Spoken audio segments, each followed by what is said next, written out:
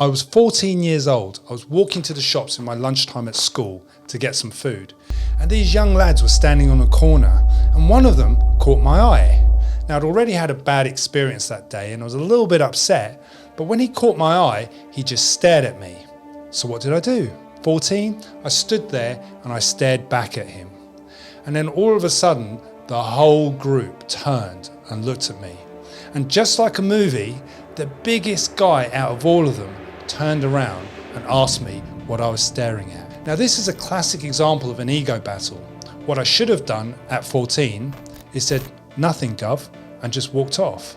But what I did do was stand there and hold my ground, to my detriment.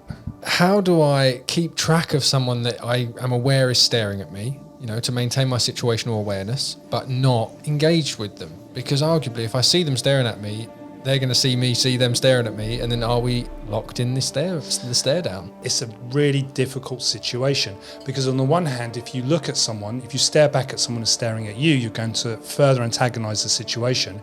But then if you look away, you're also going to inflame the situation.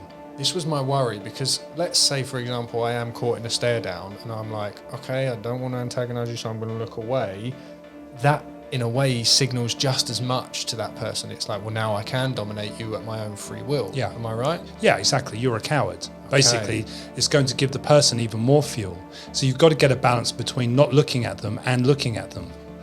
I know it sounds really difficult to do. I don't know where to start. Is it like one eye but not the other eye? Well, I can't they go control both ways, don't they? I can't control them individually. No, essentially this is where you glance at the person. So you acknowledge that they're there because you're acknowledging their presence, which feeds their ego. Yeah. But at the same time, what you don't do is fixate on looking at them and staring at them, because then it becomes antagonistic. It becomes this sort of posturing, this physical posturing. You're staring at me, I'm staring at you. You're staring at me, you're saying, "What are you looking at, Gov?" All of a sudden it becomes vocal and then it just builds and builds. We see a lot of fights start Yeah.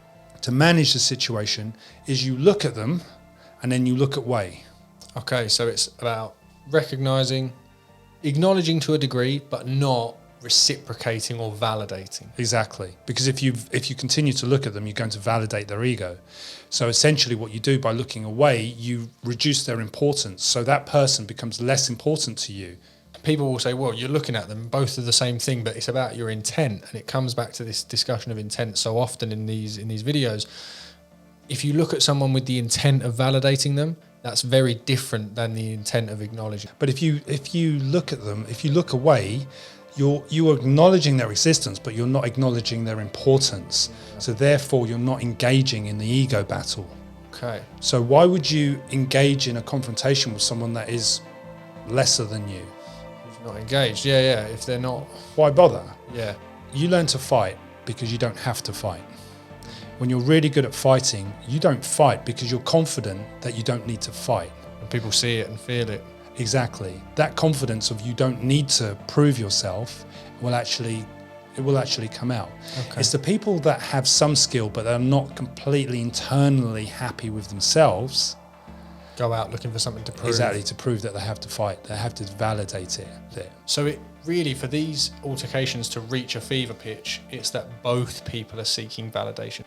So what's the takeaway? Look but don't look.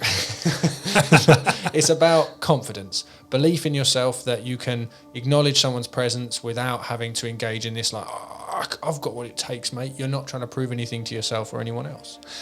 And also strategically, you don't look at them, but you do keep an eye on where they are. Yeah, because the last thing we want here is to ignore someone so much that they create the fight on their own, come up beside you and attack you, and you're not even aware they're there. Absolutely. So you need to remain that situational awareness, but not engage in That's where the sucker punch comes in, because if you're not looking at them and then he moves to the far side and then throws a punch, and I've seen that's happened. I've seen that so many times.